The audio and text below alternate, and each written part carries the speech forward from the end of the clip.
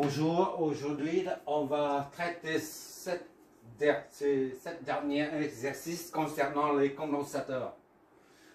C'est l'occasion d'introduire aussi les formules des condensateurs en série et les condensateurs en parallèle. Il s'agit maintenant de déterminer la tension aux bornes du condensateur C2. On connaît l'intensité du courant IS de la source qui est représenté par ce graphe là. Il n'est pas tout le temps constant. Tantôt ça monte, tantôt ça descend. C'est un signal en dents de scie. Bon, en régime permanent. On étudie en régime permanent. Régime permanent. On n'est pas en régime transitoire, d'accord? On étudie, on fait l'étude du régime en régime permanent seulement. Et on verra ça après, concernant en régime transitoire. Bon, on considère initialement que les condensateurs sont vides, c'est-à-dire complètement déchargés. Il n'y a pas de charge accumulée dessus. Pas de charge dessus. Ça veut dire ça. Il n'y a pas de... Là, quand c'est comme ça, c'est chargé. Et maintenant, on suppose qu'initialement, il n'y a pas de charge, donc il n'y a pas de tension. Tout simplement. Voilà. Maintenant, on va étudier ça en régime permanent. À l'instant où on ferme l'interrupteur, là, la tension aux bornes des condensateurs est nulle, puisqu'il n'y a pas de charge. Voilà. Et ça explique par cette équation. VC1 était à 0 et nul. VC2 à 0 et nul. Il n'y a pas de tension.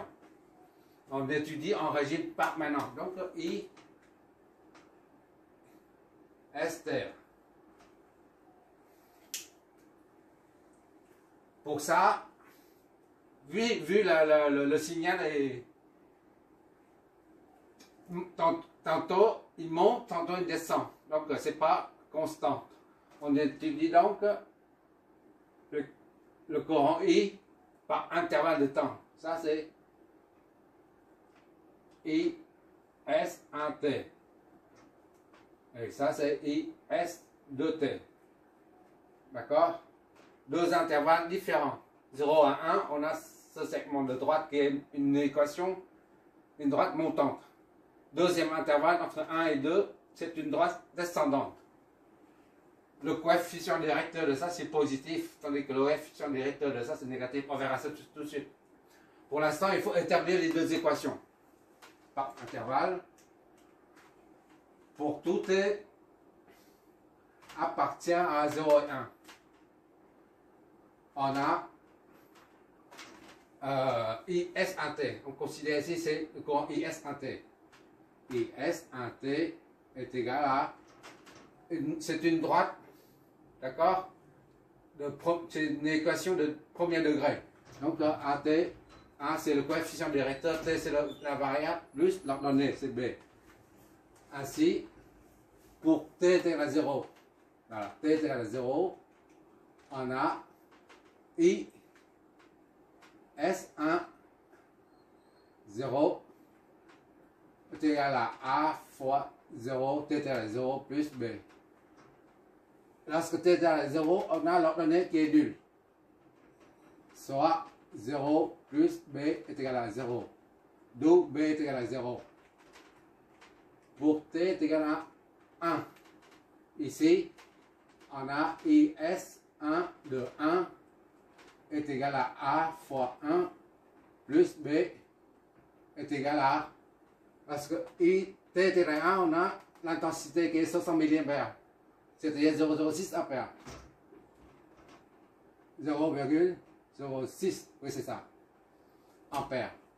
Donc A plus B, B c'est 0, on a trouvé ici, là, B c'est 0, est égal à 0,06, soit A est égal à 0,06. Ainsi, on obtient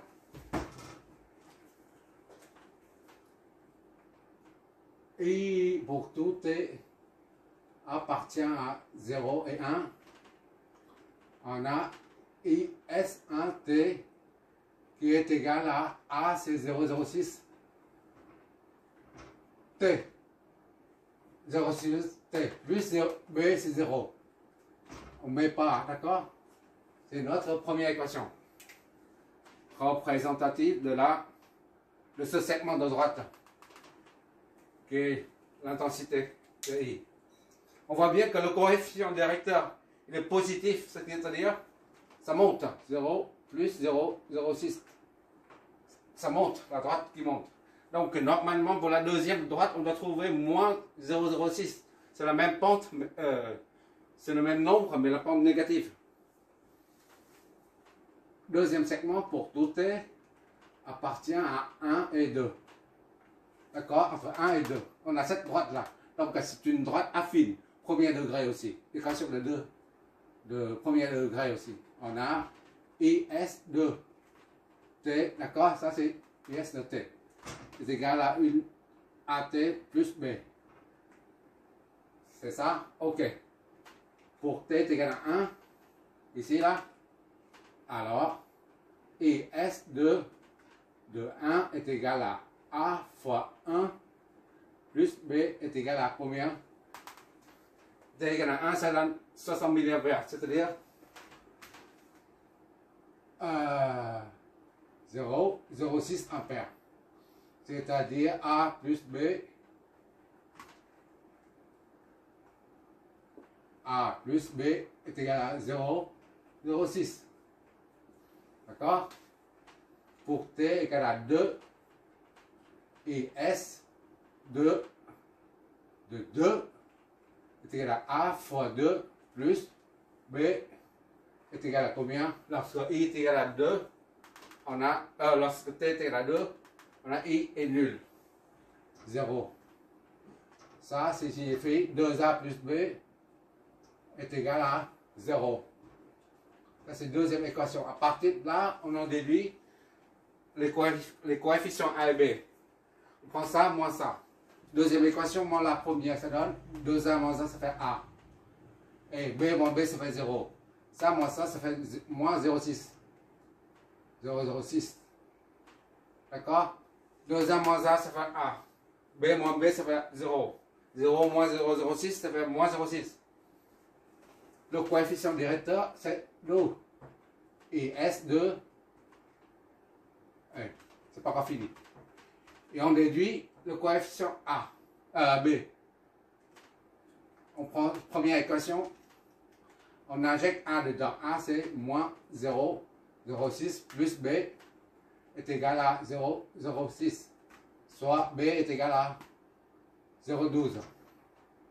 D'accord? Et par conséquent, on a, pour tout T appartient à 1 et 2, on a IS de T est égal à A, c'est ça, moins 0,06 T, d'accord? Plus B c'est plus 0,12. Tout ça, c'est en ampères. C'est notre deuxième équation. Représentatif par intervalle de la fonction I. On voit bien ici, ça, le coefficient directeur est négatif, parce que ça descend. Bon. Maintenant, qu'est-ce qu'on va faire? Il faut utiliser la formule classique. Maintenant, on va utiliser la formule fondamentale d'un condensateur, c'est-à-dire ici. T est égal à la capacité fois dVT sur dt. D'accord? Parce qu'on cherche la tension là.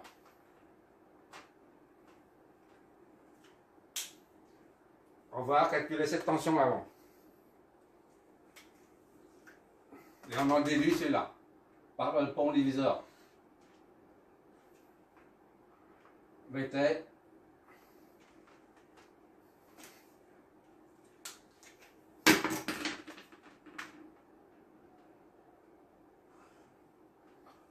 voilà.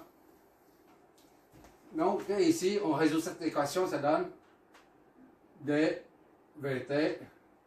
est égal à 1 sur C 1 sur C fois IT fois DT. Comme il y a deux lettres, lettre D ici, la lettre D ici, différentielle, on peut, quand les deux lettres D se trouvent de part et d'autre du signe égal, on peut mettre deux signes intégrales, ça fait faire DVT. 1 sur C, IT fois DT. D'accord? Je vois toujours, j'espère. Oui, on voit toujours, tant mieux. Ça fait VT, on intègre ça, VT, ça donne 1 sur C, on garde ça tel quel. VT, c'est-à-dire VT est égal à, on sort la constante, IT fois DT. Voilà. Maintenant, on va calculer VT, là. La tension, cette tension-là. Après, on se sert du pont diviseur de tension pour trouver ça. D'accord? Mais pour calculer ça, ça c'est la tension aux bornes de deux condensateurs en série. Un petit rappel. Série, en série, alors 1 sur C équivalente est égal à 1 sur C1 plus 1 sur C2. En parallèle,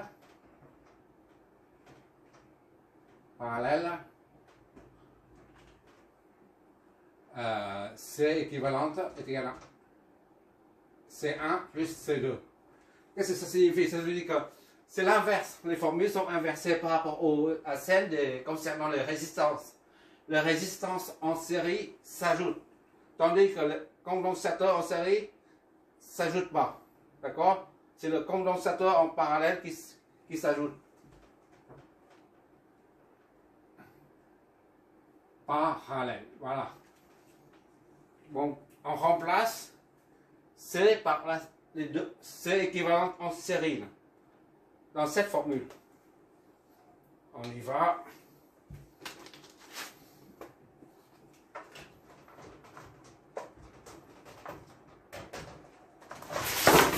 Oula. Je fais une petite pause.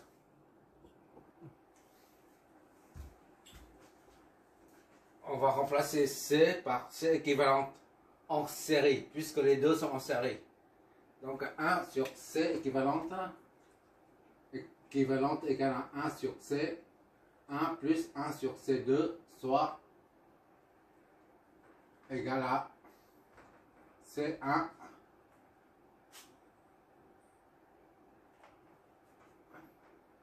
C équivalente est égal à C1 fois C2 produit sur somme 1 plus C2. D'accord? Fois ça, on inverse, puisque c'est en bas, on inverse. Donc C équivalente est égal à 6 fois 3 des microfarads. 6 fois 3 divisé par 6 plus 3. Ça fait 18 sur 9. Ça donne 2 microfarads. Donc, C équivalente est égal à 2 10 puissance 6 farads. Voilà.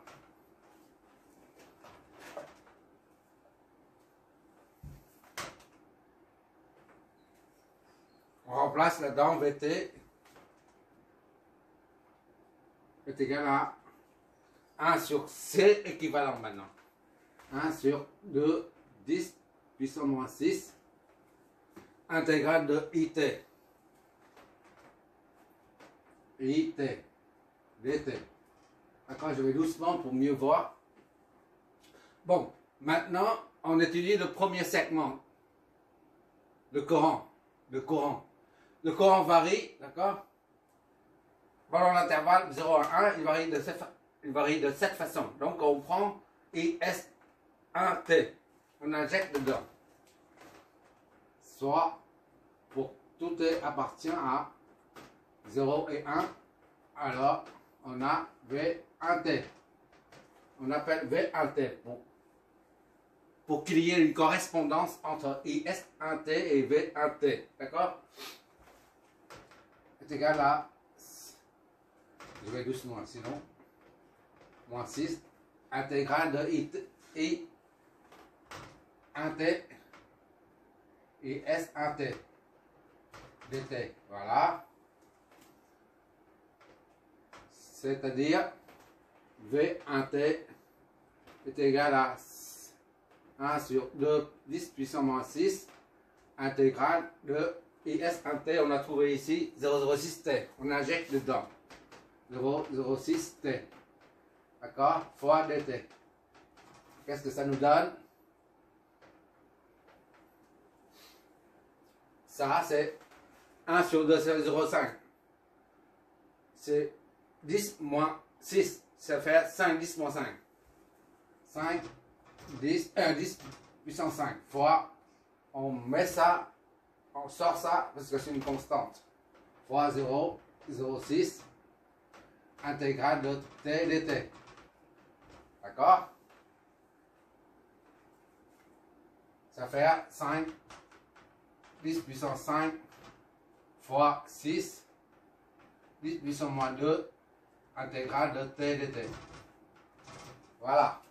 30, 10 puissance V1t est égal à 30, 10 puissance 3.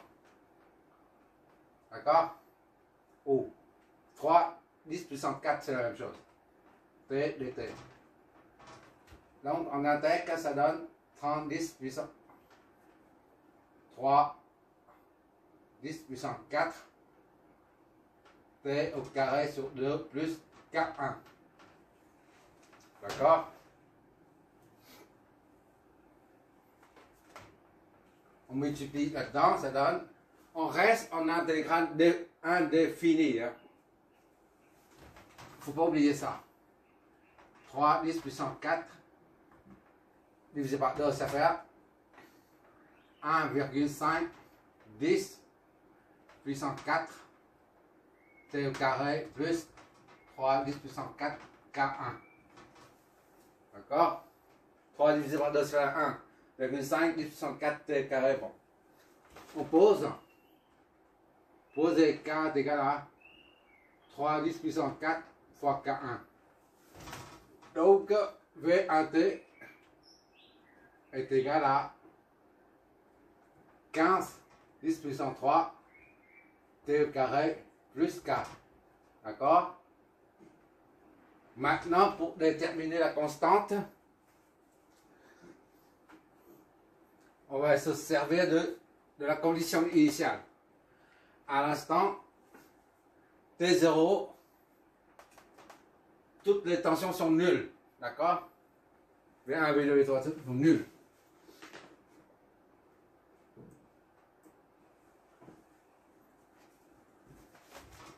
À l'instant 0, V1, 0 est égal à 15, 10 puissance 3, 0 au carré plus K est égal à 0. Tout ça, c'est 0. Donc, ça fait ça fois ça, c'est 0. Plus K est égal à 0. Soit K est égal à 0. D'où on a V1t est égal à 15, 10 puissance 3, 15 000. T au carré plus 0, on ne met pas. Ça, ce sont des votes. D'accord?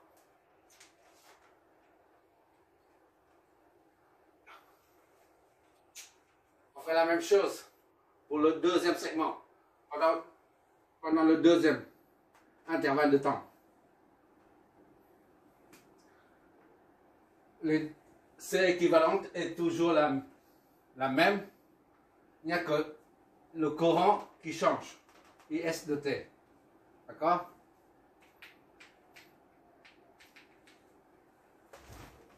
C'est comme ici. V de T, pour tout T appartient à 1 et 2. On a V2T. D'accord? Tout à l'heure, c'est V1T correspondant à IS1T. Maintenant, c'est IS de T. On doit prendre V de T qui correspond à IS de T. C'est égal à la constante. Toujours la même chose, 1 sur C équivalente. Donc, 1 sur 2 puissance 3 I de T. IS de T. dt Voilà. On résout ça. V de t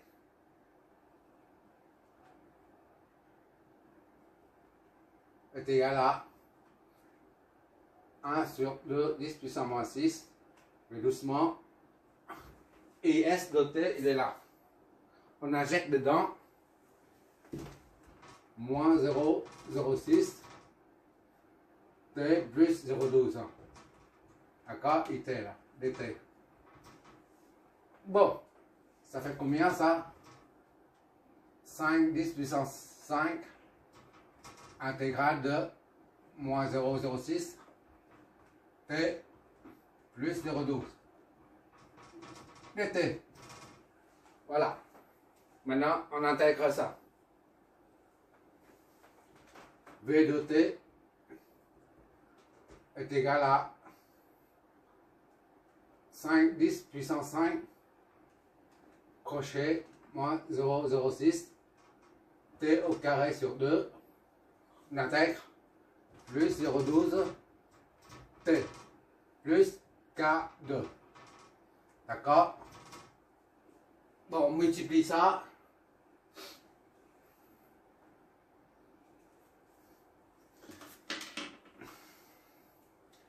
Cinq, 10 puissance 5.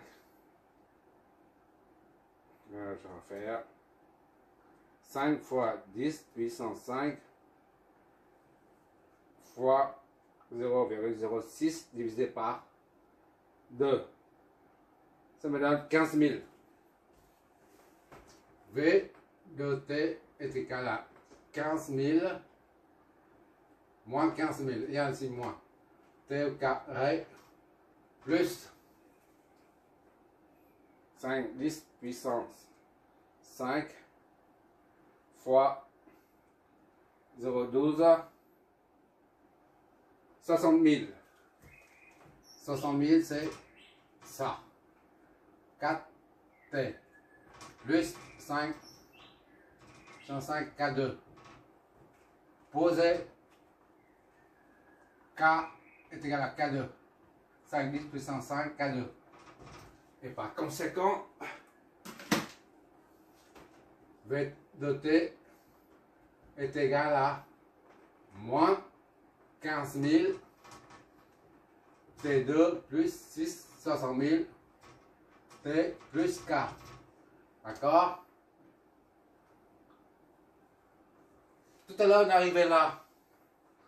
Et pour pouvoir évaluer le coefficient K, la constante K, on devait revenir en arrière pour utiliser les conditions initiales. Quand V est égal à 0, on a 0. D'accord? Mais ça a été possible. Ça, c'était valable. Parce que on restait dans l'intervalle 0 et 1. La condition initiale, c'était t est égal à 0. On a exploité cette condition initiale où t est égal à 0. D'accord? Ici. Ici. Mais ici, l'intervalle de temps, c'est entre 1 et 2. On ne peut pas exploiter la propriété des conditions initiales. On ne peut pas dire, voilà, t est égal à 0. En remplaçant ça par 0 et 0. Et ici 0. Parce que cette équation n'est valable que pendant l'intervalle 1 et 2. Compris 1, compris. 1, compris. Hein. Compris 1 et compris 2. 1 compris. Parce que là, c'est non compris, c'est comme ça. D'accord? Là, c'est compris. Là, c'est 1 et 2. Compris. Compris 1. Donc, comment on va faire? On ne peut pas exploiter les conditions initiales. Il faut qu'on se débrouille. Une autre façon pour trouver la constante K qui est là. Ça nous coince. On est coincé là. On est bloqué là. On ne peut plus utiliser les conditions initiales. Donc, on se débrouille. Et comment faire? C'est une bonne question. Ça, pour pouvoir faire ça, il faut bien comprendre comment fonctionne un condensateur pendant la charge, et puis lorsqu'on l'interrompt, lorsqu'on stoppe la charge. Lorsqu'on stoppe, qu'on arrête la charge ou la décharge, ça c'est la pile. Une pile, plus ou moins. En fait, l'électricité, c'est bien de résoudre, mais il faut aussi comprendre le phénomène qui se passe au niveau des condensateurs. Voilà, on ne comprend pas le développement qui suit là, concernant le phénomène physique. Alors, on ne peut pas déterminer la constante K. Bon, ici, disons, on a le condensateur. Là, j'utilise le symbole en électrotech, d'accord? Voilà, et comme ça, un bouton boussole. C'est fermé là. Fermé ou ouvert, là. Voilà. Maintenant, on ferme. Quand on ferme, le courant passe comme ça. I, ça c'est. Et ça c'est V, la tension. D'accord? La tension de la source est la même que la tension d'ici, parce que les deux, du condensateur, puisque les deux sont câblés en parallèle. Et quand quand le courant passe, les charges s'accumulent. D'accord? Disons A est égal à 2 ampères. Parce qu'on ferme l'interrupteur. A est égal à 2 ampères. Et V, à ce moment-là, V est égal à 10 volts. C'est une supposition. Hein. Ça, c'est l'intensité. I. Là, c'est la tension V. I est égal à 2. Là. En ce moment même, il est à 2 ampères. D'accord? La tension, il est à 10 volts. Et quand on coupe, on interrompt. Et bah, I devient 0 parce qu'il n'y a plus de source qui alimente. D'accord? Il y a une rupture de fourniture, si tu préfères. Rupture d'alimentation. Donc, I tombe tout de suite à 0. 0 ampère. D'accord? 0 ampère. Mais la tension, la tension qui est là, résulte des charges accumulées sur l'une des plaques du condensateur. La tension reste à 10 volts. Elle ne bouge pas. D'accord? Et ça c'est on coupe. Hein. Ça on coupe. Il est comme ça. Et maintenant disons 5 minutes après, ou 1 seconde après. Disons 3 secondes. On referme le machin, l'interrupteur. Il n'y a pas de machin ici. On ferme l'interrupteur. Et bien, disons au bout de 3 secondes. Ici, le temps passe, l'interrupteur est ouvert, d'accord? Jusqu'à tel à 3, on ferme. Et bien, le courant redevient 2 ampères ici. Ou un peu plus. D'accord? C'est-à-dire, qu'est-ce que ça signifie? Et la tension redémarre à 10 volts. Ça va monter. D'accord? Ça va monter, ou ça reste comme ça monte comme ça. Voilà. Puisqu'il y a des charges qui arrivent davantage, donc la tension monte, devient plus important. Qu'est-ce que ça signifie? Ça signifie qu'à ce niveau-là, il n'y a pas de continuité pour le courant. Pour le courant du condo, dans le condo, et la tension au bord du condo. Ça c'est I, ça c'est V. La tension au bord du condo, ça repart quand on referme. Ça charge davantage, mais ça charge à partir de 10 volts. Et ça monte jusqu'à 11, 20 ou 100, j'en sais rien. Voilà. Ça signifie que pour le courant, il n'y a pas de continuité. Il y a une rupture brutale. Ça descend brutalement. Et après ça, le temps ça remonte, le courant remonte brutalement. Tandis que la tension, elle varie doucement. Il y a une continuité. D'accord? Comme on ne peut pas exploiter les propriétés concernant les conditions initiales. On ne peut pas se servir des conditions initiales pour déterminer K, et bien on se sert de la continuité, de la tension aux bornes du condensateur pour évaluer, déterminer la constante K. D'accord? J'espère que j'ai bien expliqué le truc. Il n'y a pas de continuité au niveau du courant, mais il y a une continuité au niveau de la tension. On va exploiter cette propriété-là. Ici, 10 à 10. Ça reste à 1 seconde. On ouvre, ça reste à 10 volts. Parce que le condensateur stocke les charges. Ou l'énergie. C'est la même chose. Et il reste, le condensateur, au bord du condensateur, il y a 10 volts. Au bout de 3 secondes après, il y a toujours 10 volts. D'accord? Et si on ferme à 3 secondes, ça va grimper légèrement. Et après 6, 8, 5 grammes. Il y a une continuité là, entre 1, 3 ou 3,1 et 4. D'accord? On va se servir de cette propriété de continuité pour déterminer la constante K. D'accord? Pour ça, je vais effacer ça.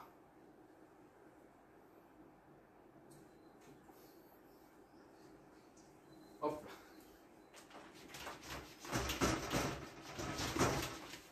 Et on va voir ce que ça donne.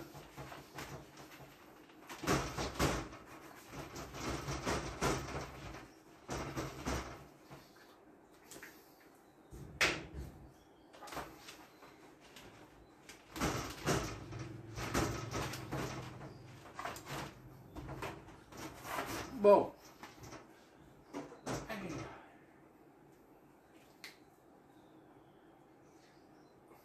Il y a une continuité. Bon, comment on va traduire ça? Entre 3 de ce côté, 3, disons 3 à partir de là. Et à partir de là. Et nous, on va exploiter à partir de 1.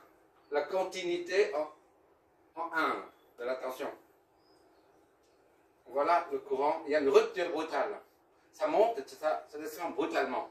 Tandis que la tension, elle ne sera pas comme ça. Elle va varier légèrement, doucement. Bon, on va dire que à 1, ici, là, la tension de ce segment et la tension